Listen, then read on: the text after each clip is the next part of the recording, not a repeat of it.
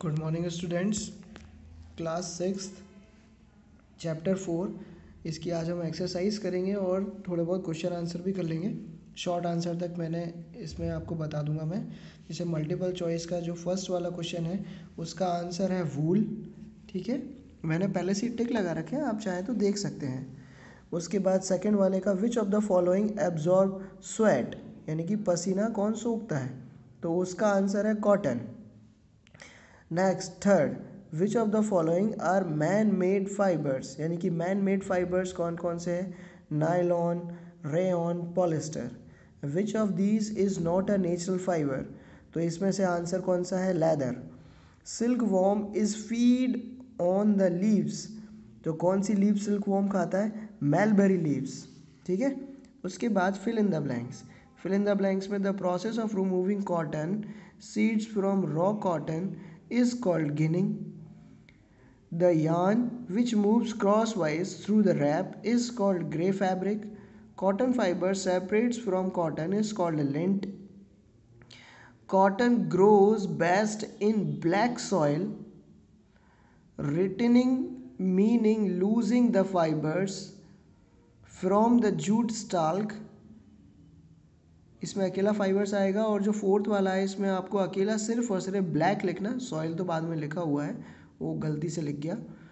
उसके बाद सिक्स्थ में कुकून आएगा, silk is obtained from cocoon of silk worm. Seventh में आएगा sericulture, the rearing silk worm is called sericulture. Eighth में आएगा यार्न और वूल। नाइन्थ में आएगा cotton fibres, let air passes through them. और टेंथ में आएगा वूल फाइबर्स आर स्मूथ। अब नेक्स्ट पे आते हैं differentiate between the items of each pair. First है natural fibre and artificial fibre, तो इसका आपको आंसर मिलेगा नेचुरल फाइबर एंड आर्टिफिशियल का। आपको जो आंसर मिलेगा वो मिलेगा आपको किस पे, पेज नंबर 37 पे। पेज नंबर 37 पे आपको जाना है, ये टाइप्स ऑफ फाइबर में, उसमें लिखा हुआ है नेचुरल फाइबर कौन कौन से होते हैं। The fibres obtain from natural sources are called natural fibres, they are of two types. कौन कौन से नेचुरल फाइबर्स, नहीं यहाँ पे आपको सिर्फ और सिर्फ डिफ्रेंशिएट बताना है, तो ये तो हो गया नेचुरल फाइबर्स, यहाँ तक लिखेंगे आप। ठीक है, और नेचुरल फाइबर कौन कौन से होते हैं वो आप बता दीजिए, कॉटन और जूट और वूल, ये आप लिखेंगे, कॉटन, जूट और वूल। और सिंथेटिक फाइबर में man made fibres are called synthetic fibres. Some common synthetic fibres are rayon, nylon and polyester. तो ये हो गया फर्स्ट वाले का, यानी कि डिफ्रेंशिएट वाले का, नेचुरल फाइबर का ये है, सिंथेटिक फाइबर का ये है। इसके बाद इन्होंने क्वेश्चन में पूछा है कि differentiate between ginning and spinning. Ginning and spinning का आपको कहाँ मिलेगा, पेज नंबर 38 पे ये गिनिंग लिखा हुआ है, तो आपको पहला गिनिंग का लिखना है। The process of removing seeds from the cotton fibre is called ginning, यहाँ तक। उसके बाद फिर आपको लिखना है स्पिनिंग का। इन इंडियन विलेजेस लिंट, ये ब्रैकेट में जो लिखा है ये नहीं लिखना आपको, यहाँ से लिखना है is spun into yarn on a spinning wheel और चरखा, ये हो गया बस यहीं तक। ठीक है, अब नेक्स्ट है warp and weft. Warped and weft का कहाँ मिलेगा आपको, पेज नंबर 39 पे। रैप का मिलेगा the yarn is place length wise on a frame of loom, it is called rap.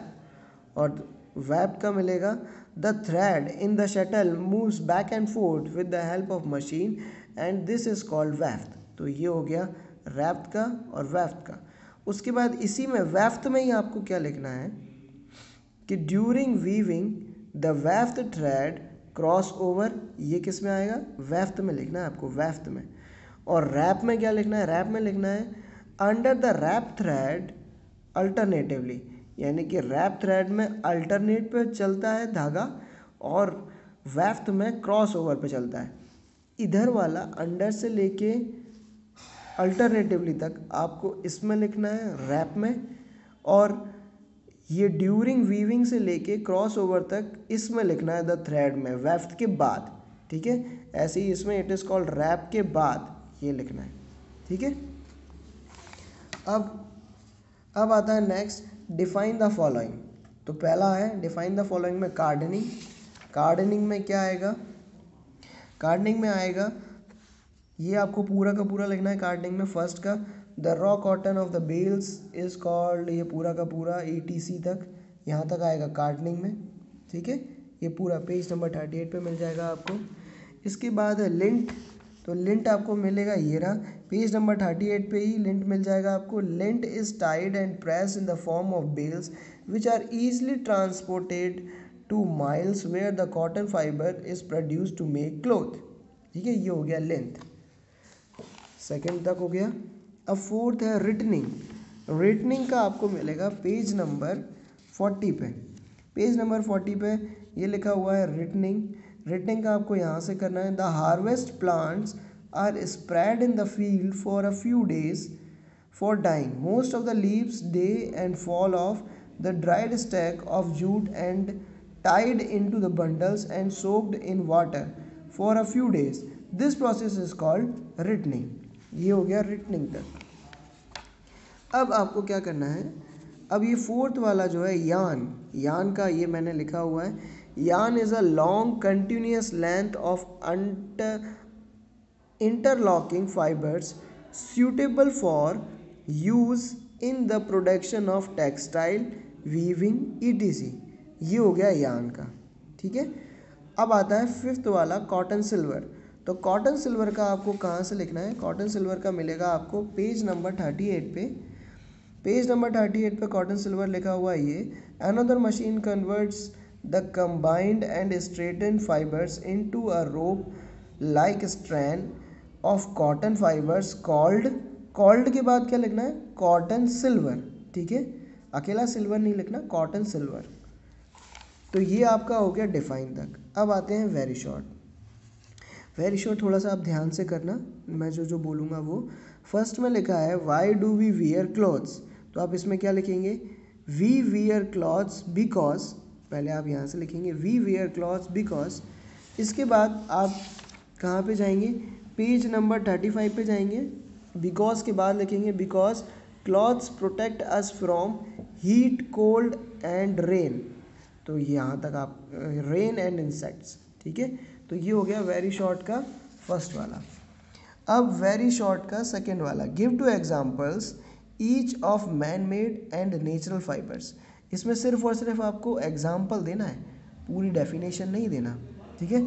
तो मैन मेड फाइबर्स कौन से होते हैं, इसमें आपको लिखना है मैन मेड, इसमें बस इतना लिखना मैन मेड फाइबर्स आर, है ना, मैन मेड फाइबर्स आर, ये लिखा man made fibres are rayon, nylon, polyester, ठीक है।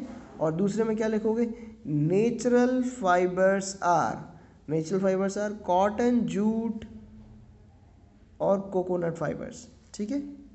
ये बस इतना ही करना है। अब नेक्स्ट क्वेश्चन है, नेक्स्ट क्वेश्चन है how did prehistoric man cover his body, ठीक है।